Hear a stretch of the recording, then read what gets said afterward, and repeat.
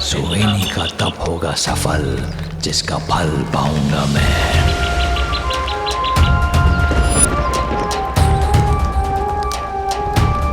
कैसे प्रसन्न करूं माँ आपको? दर्शन दीजिए माँ, मेरी पुकार सुनिए माँ। आइए माँ, दर्शन दीजिए मुझे, दर्शन दीजिए मुझे। आइए माँ, दर्शन दीजिए मुझे, दर्शन दीजिए मुझे, दर्शन दीजिए मुझे माँ, मेरी पुकार सुनिए। आइए माँ, दर्शन दीजिए मुझे।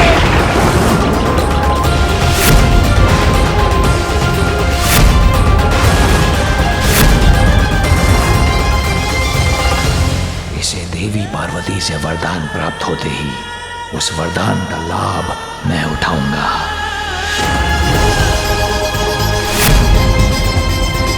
मेरे इतने कठोर तप करने के बाद भी यदि आप नहीं आए माँ, तो मैं इसी हवन कुंड में प्रवेश करके अपने प्राणों की आहुति दे दूंगी।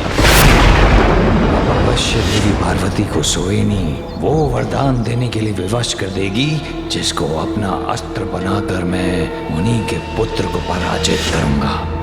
यही है वो वन पार्वती नंदन, जो हमारे आश्रम के समीप होने पर भी नागों के आतंक के कारण हम वन में प्रवेश नहीं कर पा रहे हैं। और इसी कारण हम अपने बालकों को देने के लिए फल और अन्य भोजन की सामग्री भी नहीं जुटा पा रहे हैं। आपको उपहार देने के लिए ये फल बचा कर रखे हैं हमने, इन्हें स्वीकार कीजिए। ये फल आप खा लीजिए। वैसे भी हमारे पास आपको देने के लिए कुछ और नहीं है, किंतु आप ये फल तो खा सकते हैं ना। लीजिए, खा लीजिए।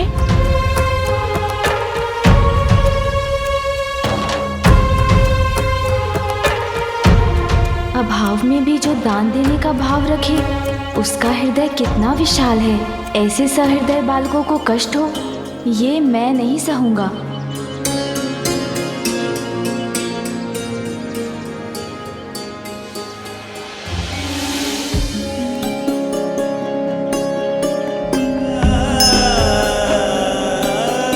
नहीं मित्रों, ये फल आपके हैं, इसलिए इन्हें आप ही खाइए। वैसे भी मुझे इस समय भूख नहीं है।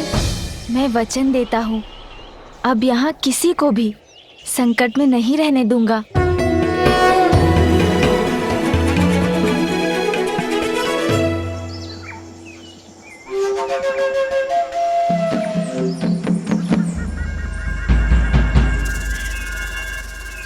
कितना घना वन है और इस अंधकार में कुछ देख पाना कितना कठिन है।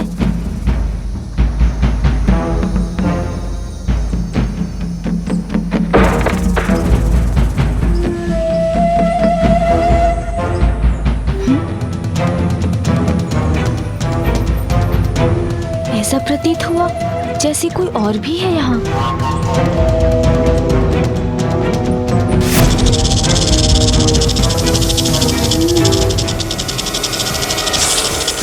वन के स्वामी हैं हम। हमारे वन में प्रवेश किया तुमने तो उसका दंड भी अवश्य पाओगे बालक। अब हम तुम्हें नहीं छोड़ेंगे।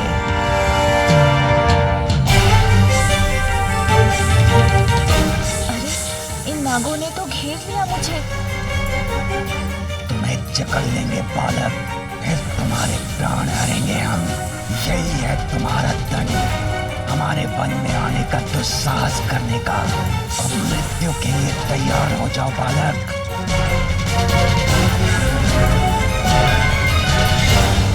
मेरे इस कठोर तप के बाद भी आप नहीं आई माँ, तो मैं यहीं अपने प्राण त्याग दूंगी।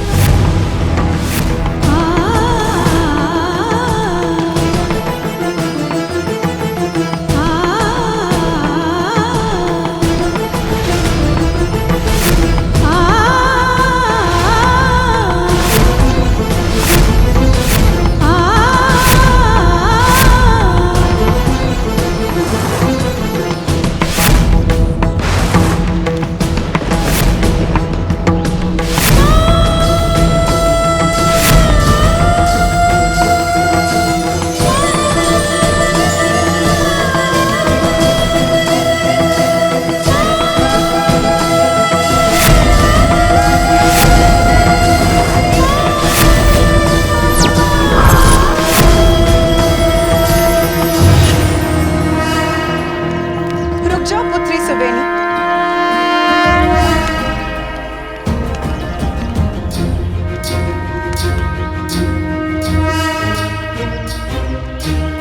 माता, आप आ गई माता। मेरी भक्तिन निराश होकर अपना जीवन त्यागने पर विवश हो जाए, ये कैसे संभव? दुर्गा देवी नमस्तुभ्यम, दुर्गा देवी नमस्तुभ्यम, दुर्गा देवी नमस्तुभ्यम। पुत्री सुबेनी, तुम्हारे तप से मैं प्रसन्न हुई। मांगो, क्या वरदान चाहती हो तुम? आपके दर्शन प्राप्त हुए तो सब कुछ प्राप्त हो गया मुझे। संसार में सबसे दिव्य तो आपके दर्शन है माँ, इसीलिए मुझे अब कुछ और पाने की इच्छा ही नहीं रही माँ। क्या और कुछ की इच्छा नहीं रही? ये कैसी मूर्खता है? वरदान मांगो सुबेनी।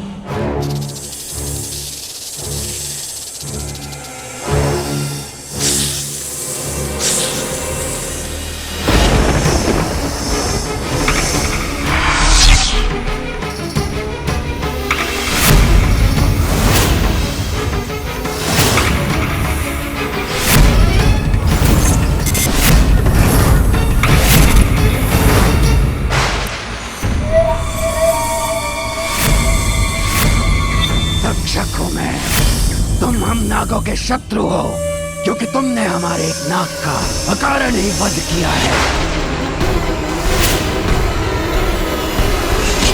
नहीं नहीं, आपसे समझने में कोई भूल हुई है। मैं आपका शत्रु नहीं। इसके मिथ्या वचनों पर विश्वास मत कीजिएगा। मैंने स्वयं अपने नेत्रों से इसे हमारे एक नाग का वध कर और उसे काटते हुए देखा है। शत्रु हो तुम, नागों के शत्रु हो तुम बालक। अब तुम्हारा वध हम करेंगे, दंड देंगे तुम्हें।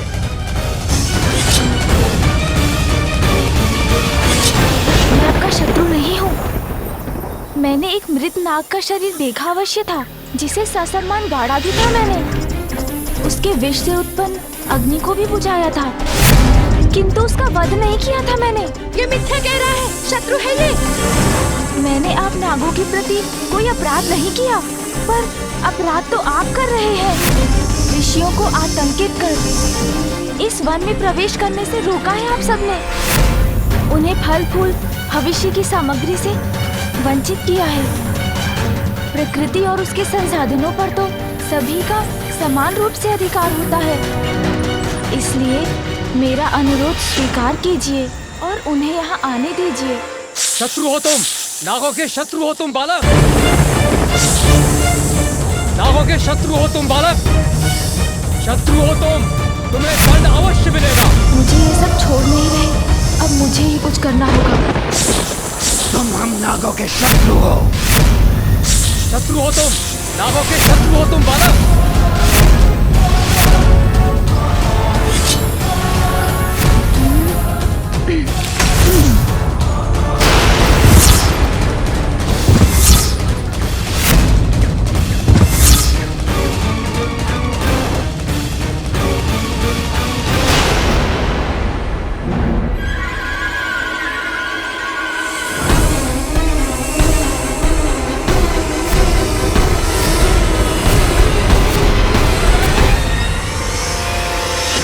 यदि हमने तुम्हारा कहा मानकर ऋषियों को सताना नहीं छोड़ा तो मैं आपको रोकने पर बाध्य हो जाऊंगा। तक्षक के क्षेत्र में आकर तक्षक को ही चेतावनी देने का दुस्साहस कर रहा है। तुच्छ बालक, देखता हूँ कौन किसे रोकता है।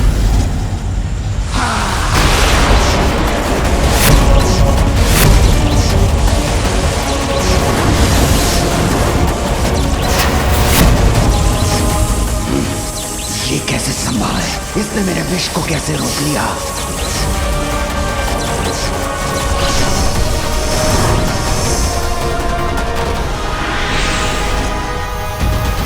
मेरा विष तो पल भर में किसी को भी भस्म कर सकता है। इस बालक ने इतनी सहजता से कैसे इसका प्रभाव मिटा दिया? मैं आपको आपके विष से इस वन को नष्ट नहीं करने दूंगा। तो मैं भी तुम्हें इस वन से जीवित नहीं लौटने दूंगा, तुच्छ बालक।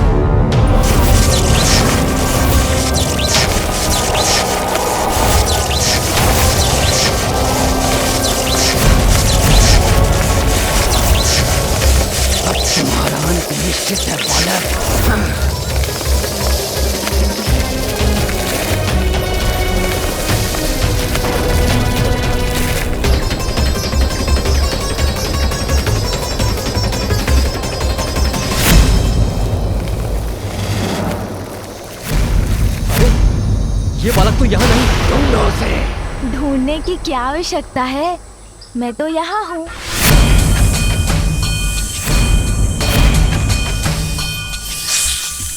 तुम्हारी इस क्रीड़ा का भयानक अंत होगा बालक।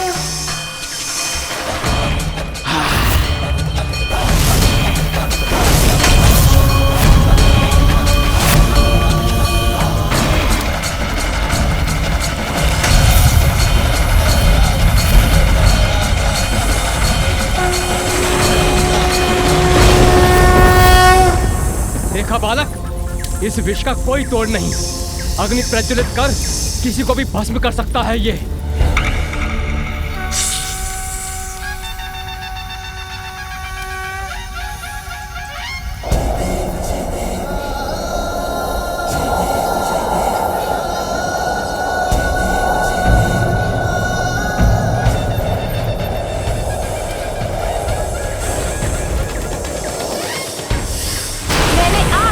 चेतावनी दी थी, समझाया था आपको कि वन को, यहाँ रहने वाले सभी मनुष्यों को और जीव जंतुओं को हानि मत पहुँचाइए, किंतु आपने मेरी बात नहीं मानी। इस वृक्ष को भस्म किया आपने, अब उसका दंड मैं दूंगा आपको। मेरे नागों को आहत किया है तुमने, अब इसका परिणाम देखो तुम।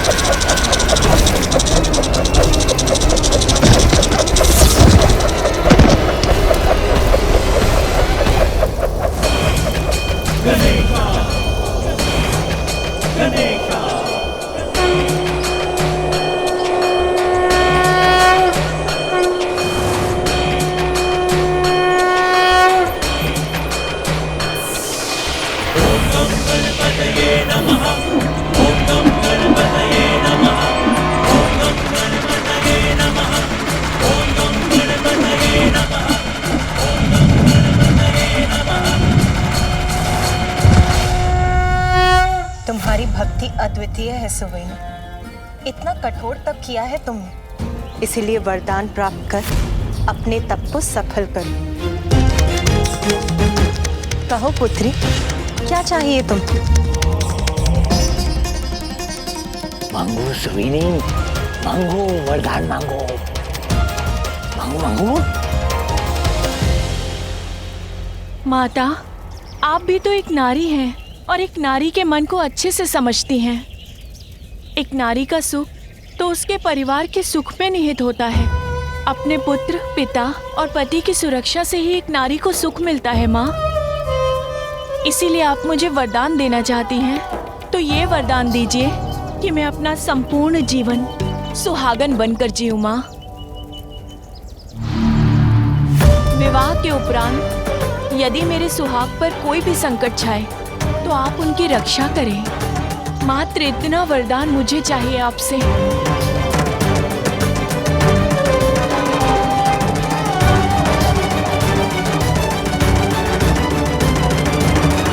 तथास्तु, तथास्तु, तथास्तु, तथास्तु।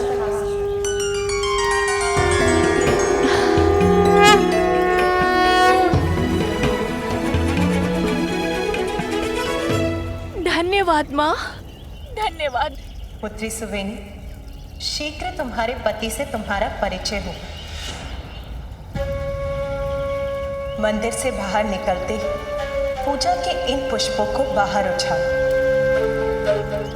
ये पुष्प जिस भी दिशा में गिरेंगे, उस दिशा में जिस पर भी तुम्हारी प्रथम दृष्टि पड़ेगी, उसे ही अपने पति के रूप में स्वीकार। पुत्री, अपने हाथ ऊपर करो।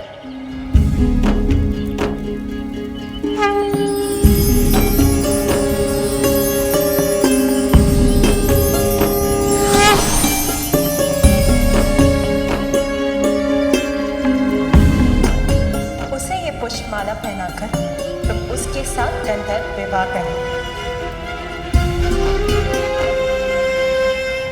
इस माला के प्रभाव से उसका शरीर वृक्ष के समान शक्तिशाली हो जाएगा।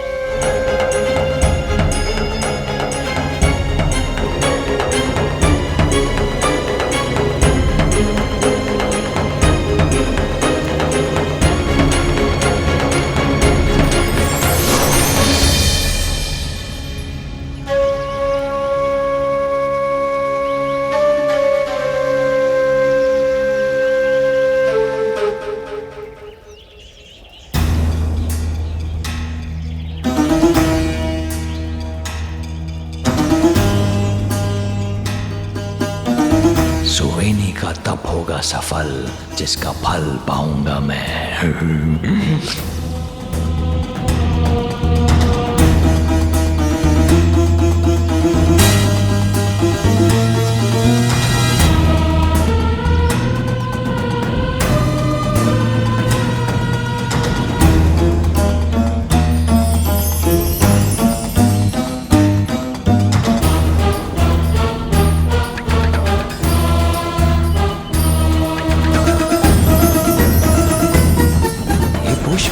मुझसे दूर क्यों जा रहे हैं?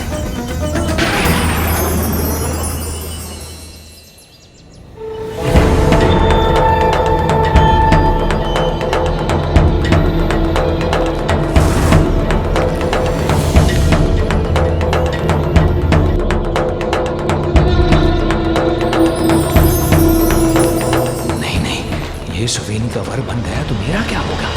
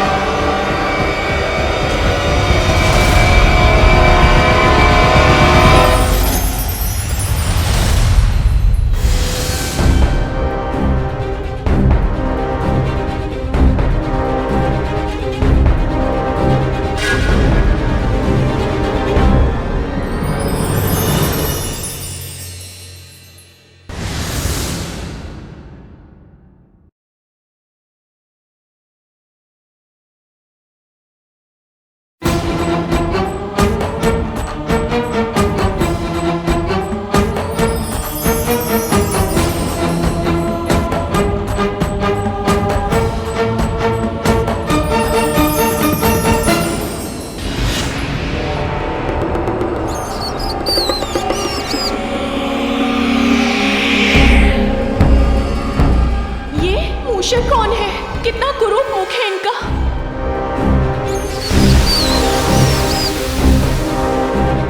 ये पुष्प जिस भी दिशा में गिरेंगे, उस दिशा में जिस पर भी तुम्हारी प्रथम दृष्टि पड़ेगी, उसे ही अपने पति के रूप में स्वीकार। ये कुरूप मूषक मेरा स्वामी।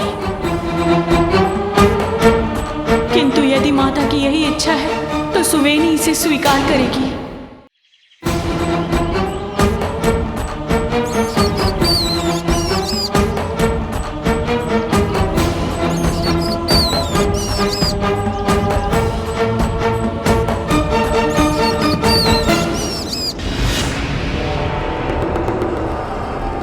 जो भी हैं, जैसे भी हैं, माता ने आपको मेरे लिए चुना है, इसीलिए मैं आपको अपने पति के रूप में स्वीकार करती हूँ।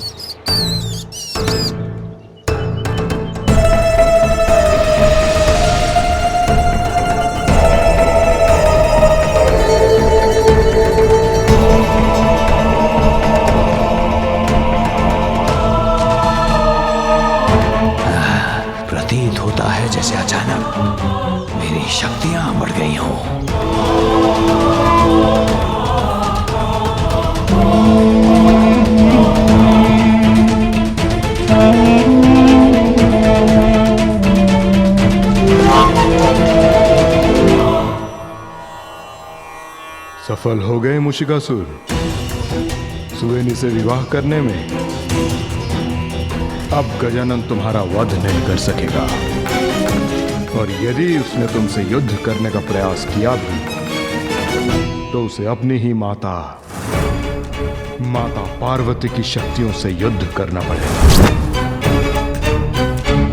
हमारी सहायता कीजिए शेषनाग जी। उस बालक ने हमारे क्षेत्र में आकर उत्पात मचा दिया है। नागों का वध कर उन्हें आहत कर रहा है। हमारी सहायता कीजिए शेषनाग जी, अन्यथा वो बालक पृथ्वी से नागों को मिटा देगा।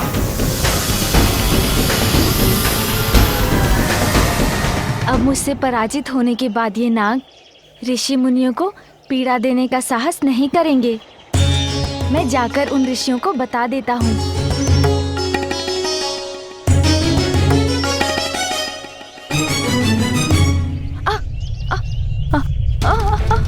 अरे अरे अरे ये भूकंप कैसे उत्पन्न हो रहा है? ध्वनि सुनाई दे रही है किंतु कुछ दिखाई नहीं दे रहा है मुझे।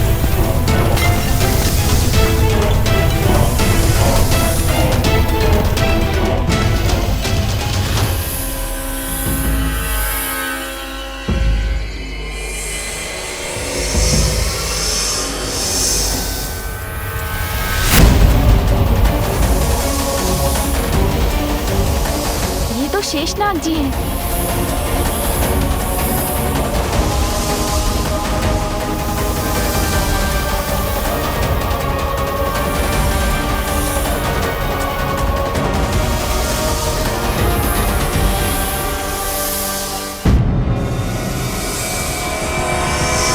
शेषनाग जी, तुम उद्दंड, हठी, अहंकारी, ये तो तभी ज्ञात हो गया था मुझे जब तुमने बैकुंठ आकर मेरे प्रभु श्री हरि का शंख चुराया था और उन्हें अपने पीछे भागने पर बाध्य किया था। किंतु इस बार नागों और सर्पों को आहत कर तुम सभी सीमाएं लांघ चुके हो। किंतु शेषनाग जी, सुनने सुनाने को अब कुछ शेष नहीं, तुम्हें उचित पाठ सिखाना ही होगा, और वो पाठ मैं सिखाऊंगा तुम्हें।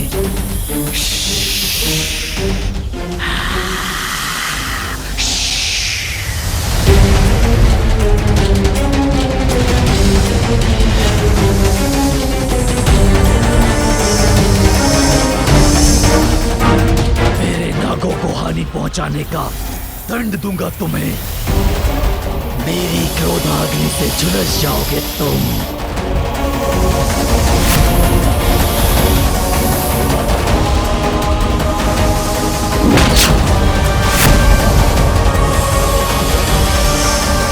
शेषनाग जी पर इस शिला से किसने प्रहार किया?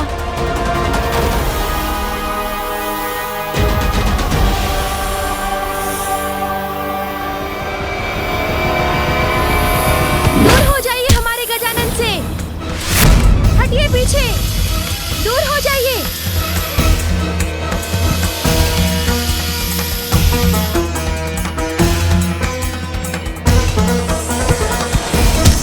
हमसे शत्रुता करोगे तो हमारे वार देने पड़ेंगे आपको। मित्रों, इनके अनगिनत शिशु को वार कर आप कर दो।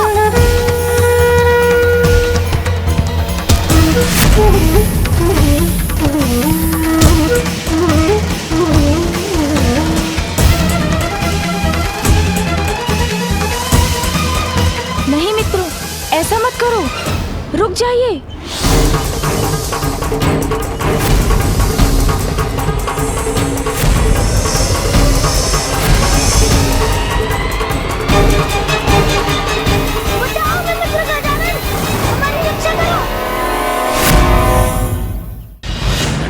तो तुम्हारी सहायता के कारण संकट में पड़ जाएंगे गजानन। क्या तुम में इतना साहस है कि तुम इनकी सहायता करने के लिए मेरे लोक में आकर मुझसे संघर्ष करो?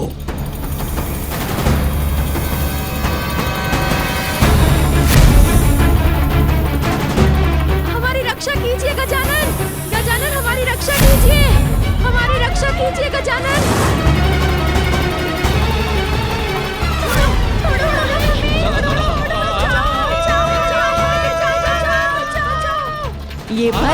खा लीजिए। वैसे भी हमारे पास आपको देने के लिए कुछ और नहीं है, किंतु आप ये फल तो खा सकते हैं ना। मुझे अपने लोक ले जाकर शेषनाग जी मुझे फंसाने का प्रयत्न कर रहे हैं, ये ज्ञात है मुझे, किंतु अपने मित्रों को बचाने का और कोई उपाय भी तो नहीं।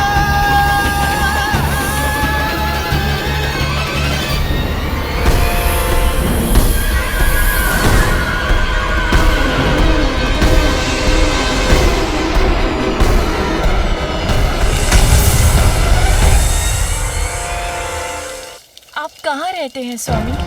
मैं आपके साथ कहाँ रहूंगी, ये जानने के लिए मैं उतावली हो रही हूँ। स्वर्ग में रहोगी तुम रानी सुवेनी। स्वर्ग? हाँ देवी सुवेनी, देवताओं को धूल चटाने और स्वर्ग से हटाने के बाद मैं तुम्हें वहां की रानी बनाऊंगा। रानी। रुकिए स्वामी, हमारे विवाह के पूर्व आपने उचित अनुचित जो भी किया है मुझे ज्ञात नहीं है, किंतु अब जो आप करने जा रहे हैं वो सर्वथा अनुचित है स्वामी। इस विचार को त्याग दीजिए स्वामी। यदि यही आपका स्वभाव है तो मेरे लिए, अपनी पत्नी के लिए स्वभाव को परिवर्तित कर लीजिए।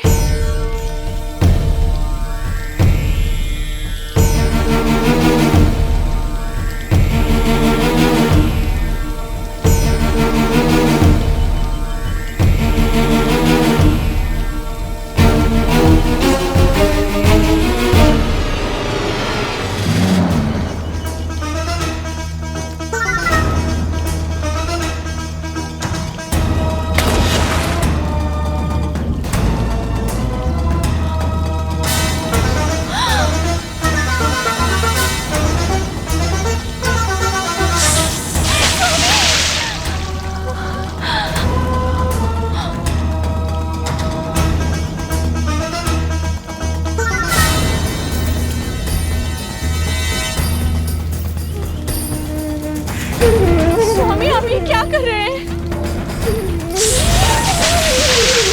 रुकिए स्वामी, आप ऐसा क्यों कर रहे हैं स्वामी? डंक मारना तो बिच्छू का स्वभाव होता है। अगर आप उसकी रक्षा करने के लिए उसे जल से निकालेंगे भी, तब भी वो आपको डंक ही मारेगा। जब ये तुच्छ बिच्छू अपने जीवन की रक्षा के लिए अपना स्वभाव नहीं छोड़ सका, मैं अपनी असुरी प्रवृत्ति कैसे छोड़ूं?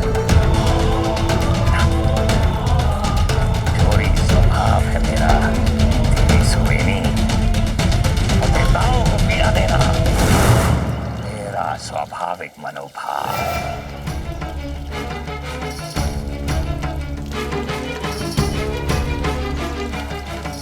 स्वर्ग जा रहा हूँ मैं रानी। मेरे आने तक तुम यहाँ मंदिर के पास मेरी प्रतीक्षा करना।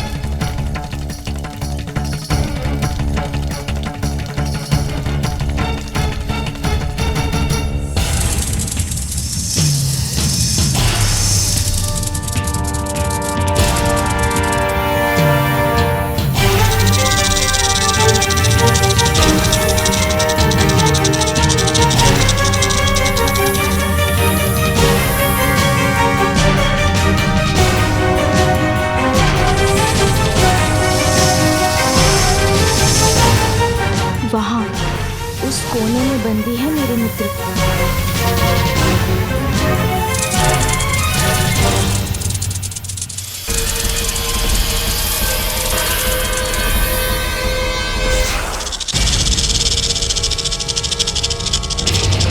अरे कुछ था यहाँ, किंतु दिखाई क्यों नहीं दिया मुझे?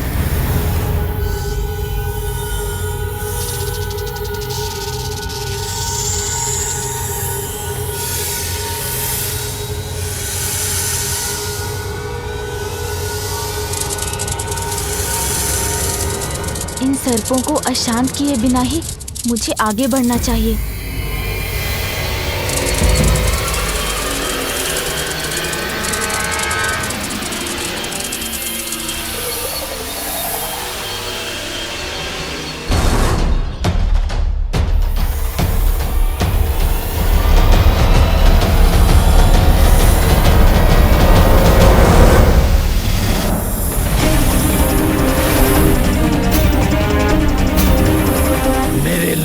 तुम्हारी मनमानी नहीं चलेगी बालक।